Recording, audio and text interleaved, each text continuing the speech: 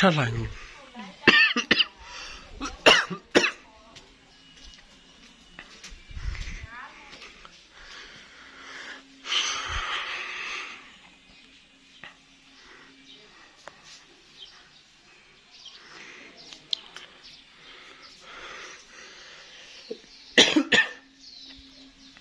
အဲ့မှာဒီဘက်စီးလေးပါလှဲလိုက်လေဒီမှာရောလုံးရောက်ခိုက်ခဏ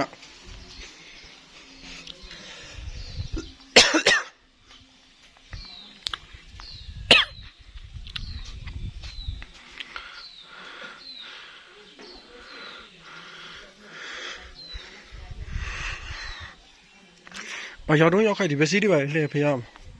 ဒီဘက်စီးတွေရှိတယ်ဟာ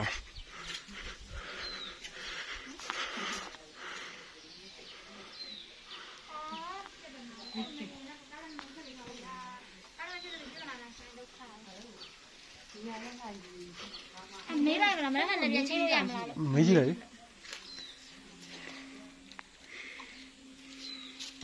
ချင်းလို့ရတယ်ဆိုတော့ကံမချင်းလို့မရဆိုတော့ပြန်ရတော့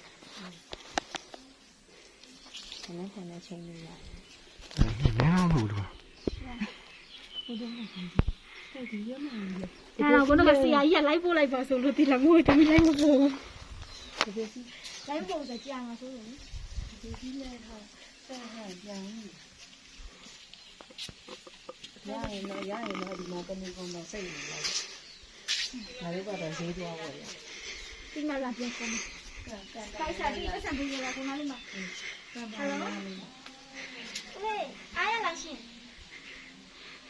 ဟိုလေးကတမီပြောမ